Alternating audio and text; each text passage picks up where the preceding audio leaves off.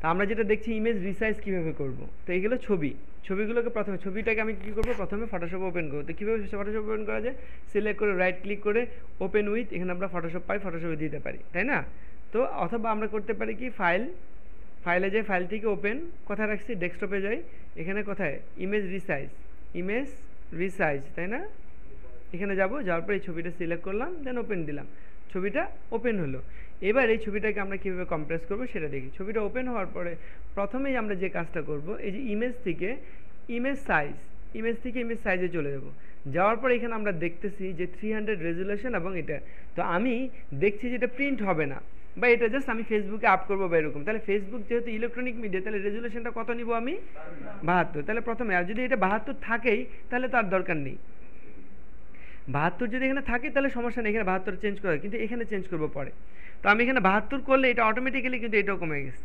আর যদি এখানে 72 থাকে, এখানে অনেক বেশি, তাহলে এইটা কমাই নিব, ঠিক আছে? তো তাহলে এটা এখানে কমাই নিলে এখানে অটোমেটিক্যালি এটা কমে গেছে। তাহলে এখানে কত নিব, এটাও একটা ফ্যাক্ট যে এখানে আমি কত নেব। এখানে ফেসবুকে একটা ছবিকে আমরা ওই 800-র উপরে দেখতে পাই না, 800 উইথে 800-এর উপরে দেখতেও পাই না। তাহলে আমি যদি একটা ছবি এখানে 72 থাকে, এখানে অনেক বেশি থাকে, তাহলে এখানে আমরা 800 নিব, অটোমেটিক্যালি হাইটটা কমে যাবে। উইথে 800 নিলে হাইটটা অটোমেটিক্যালি সে অ্যাডজাস্ট করে নেবে। দেন আমি কি করব, ওকে দিব। তাহলে ছবিটা কি অনেক ছোট হয়ে গেছে না মনে হচ্ছে? না, ছবিটা অনেক ছোট হয়নি, কারণ এটা অনেক ছোট করে দেখাচ্ছে, জুমটা কমানো। এটা আসলে সাইজটা কেমন, আমি এটাকে ভিউ থেকে যদি এখানে অ্যাকচুয়াল পিক্সেল দিই, তাহলে দেখতে পাবো যে ছবিটা এরকম সাইজে হয়ে গেছে। তো আমি যখন একটা ছবি দেখছি, তো এর চেয়ে বেশি বড় করে দেখার তো প্রয়োজন নেই, তো আমি এটা এরকম করলাম। এবার কি করব, এবার ছবিটাকে আমি মেমোরি সাইজ কমানোর জন্য কি করব, ফাইল থেকে সেভ ফর ওয়েব ডিভাইসে যাব। সেভ ফর ওয়েব কিসের জন্য সেভ করছি, ওয়েব মিডিয়ার জন্য। তো এখানে সেভ ফর ওয়েবে প্রেস করব। করার পর এখানে ডায়ালগ বক্স আসবে, অরিজিনাল, অপটিমাইজ, 2 আপ, 4 আপ। 4টা আপ কেন দিছে, যে আমি কম্পেয়ার করে দেখতে হবে। তো আমি 2 আপে গেলাম, বেশি না। এটা হচ্ছে অরিজিনালটা, আর এটা হচ্ছে কম্প্রেস করাটা। কত কিলোবাইট আসছে, এটা মাত্র 57 কিলোবাইট। কথায় 2 পয়েন্ট কত ছিল, আর এটা মাত্র 57 কিলোবাইট হয়ে গেছে। ইভেন আমি এটা কোয়ালিটিটা দেখছি যে হ্যাঁ, এটা হচ্ছে, এটা বেটারই মনে হচ্ছে, ঠিক আছে? তো এখান থেকে কম্পেয়ার করা যায়, যেটা আমরা ওই যেটা বললো একটু আগে, যে কী জানি কি, কোথা থেকে যেন, পেইন্ট। হ্যাঁ, সে পেইন্টে যেটা হয়, কোয়ালিটিটাকে ওভাবে মেজার করা যায় না, যে কত কিলোবাইটে কত কোয়ালিটি আসে। এখানে কিন্তু আমরা সহজে পাই, যে কোয়ালিটিতে যায়, এটা কি কোয়ালিটি বাড়াবো নাকি কমাবো, কত কোয়ালিটিতে, যে এটা আমি একজ্যাক্ট দিই। যেমন আমি দেখলাম যে 50তেই আমার যে কোয়ালিটি দেখাচ্ছে, এটা আমার জন্য চলবে। তো আমি সেটা নিয়ে কি করলাম, এবার সেভে প্রেস করব। করে কোথায় সেভ করব, সে ওই ডেস্কটপেই, কোথায় ইমেজ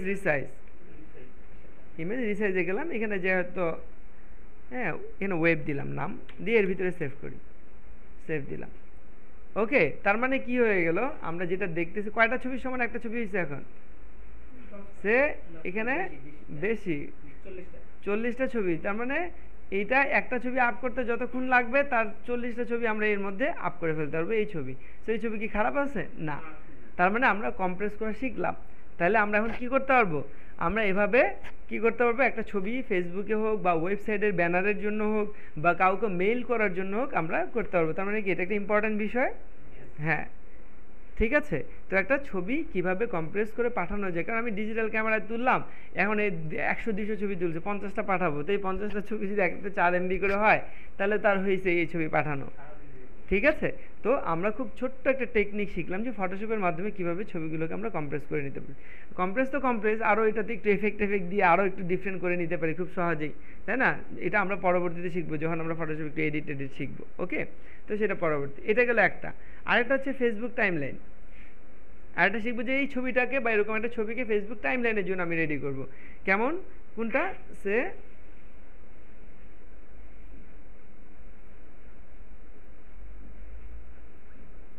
এটা একটা ছবি আছে, এটা একটা, কোনটাকে করি রেডি, এটা করব।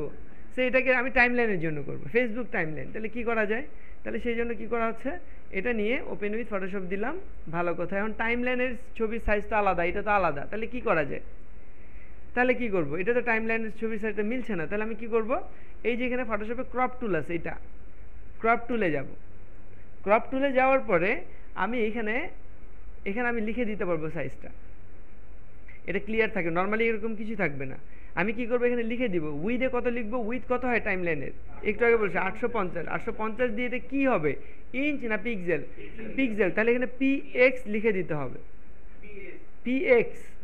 হ্যাঁ, এখানে যে আমি লিখে দিব কত, তাহলে 312 পিএক্স, রেজুলেশন কত 72, এই দিয়ে দিলাম, শেষ। এবার কি করব, এটাকে নিয়ে আমি এভাবে ক্রপ করব।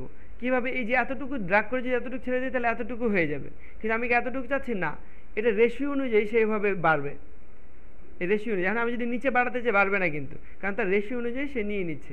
তো আমি এতটুকু করে নিলাম, এটাকে আরেকটু হয়তো বড় করে নিলাম, ভালো, বাস এই শেষ। এখন আমি যদি এটাকে কী করে এতটুকু করে নিছি, এবার জাস্ট এন্টার প্রেস করবো, জাস্ট এন্টার প্রেস করার সাথে সাথে আমার এটা কিন্তু টাইম লাইনটা হয়ে গেছে। হ্যাঁ, এবং কতটুকু হয়েছে, এত ছোটো না, এটা অ্যাকচুয়াল সাইজ হচ্ছে ভিউ অ্যাকচুয়াল পিক্সেল, এই যে এই সাইজ হয়ে গেছে। এখন এটা কী করবো, এবার এটাকে আমি যদি আরও মেমোরি সাইজ কমাতে চাই, কীভাবে, ফাইল থেকে সেভ ফর ওয়েব ডিভাইস। এবার এখানে যে আমরা এটাকে কোয়ালিটি, এটাতে 50-তে মাত্র 34 কিলোবাইট, এটা হয়তো বাড়া দিতে পারি, যেমন 80 কোয়ালিটিতে রাখতে পারি, যে কোয়ালিটিটা আমার কাছে 80 কোয়ালিটি, 83%, হ্যাঁ 83 কিলোবাইট। দেন আমি এটাকে সেভ দিব, এফবি,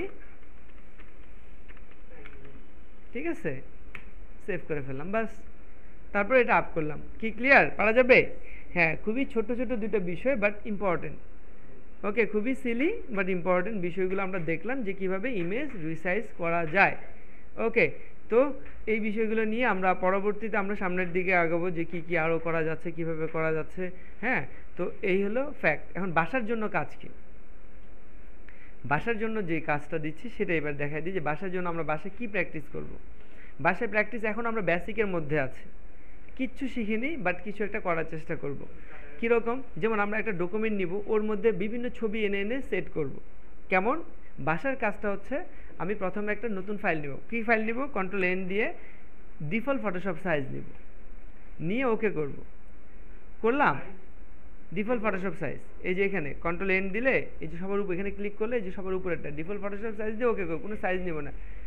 এবার আমি করবো কি, এখানে ছোট ছোট অনেকগুলো ছবি নিয়ে এখানে সাজাবো, কোনোটা একটু লম্বা করে কাটবো, কোনোটা একটু চারকোনা করে কাটবো, কোনোটা একটু উইথে বেশি কাটবো, কেটে কেটে কি অনেকগুলো ছবি থেকে কেটে কেটে এখানে সুন্দর করে একটা গ্রাফিক্যালি একটা কি করব, একটা ওয়াল তৈরি করব।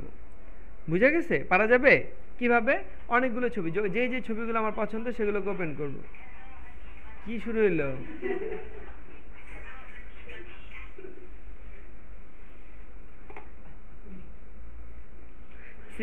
আমরা কি করব, অনেকগুলো ছবি থেকে এরকম কেটে কেটে নিব।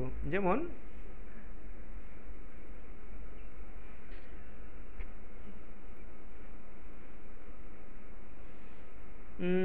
ম্যাটেরিয়ালস,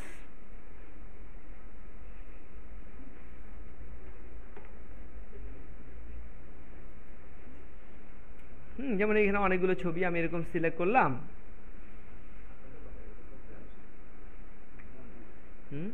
হ্যাঁ হ্যাঁ, এই তো শেষ করে দিচ্ছি।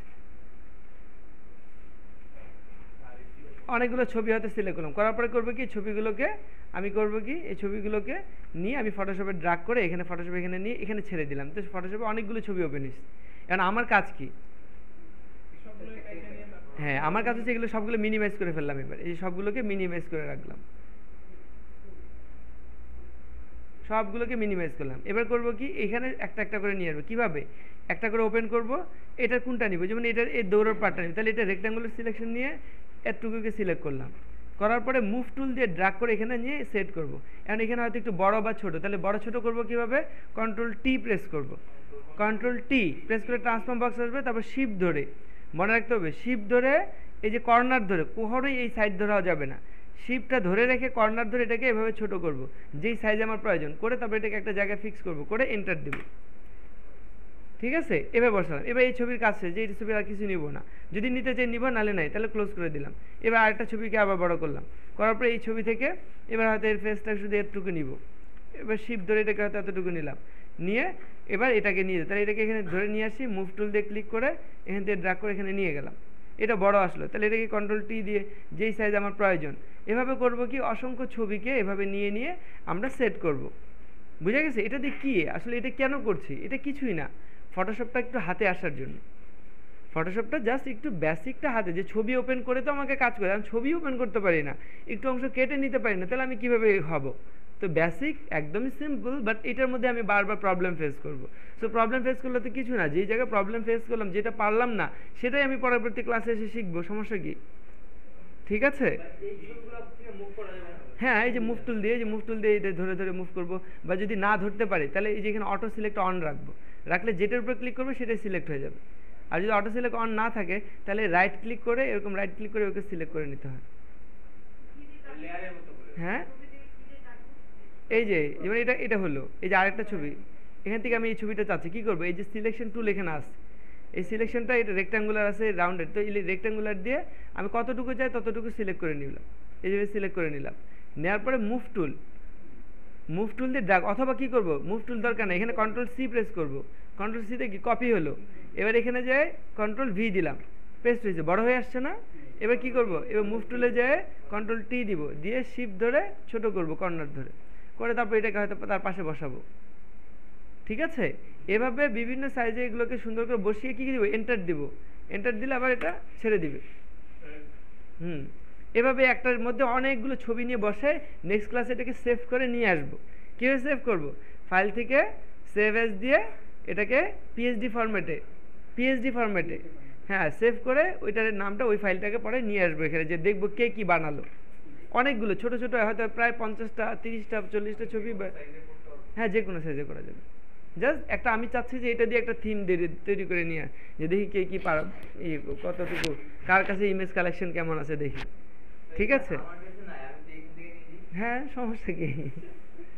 ওকে, সো একদম বেসিক। ওকে, এটা তারপরে নেক্সট ক্লাস, কালকে তো না নেক্সট ক্লাস। ওকে ঠিক আছে তাহলে।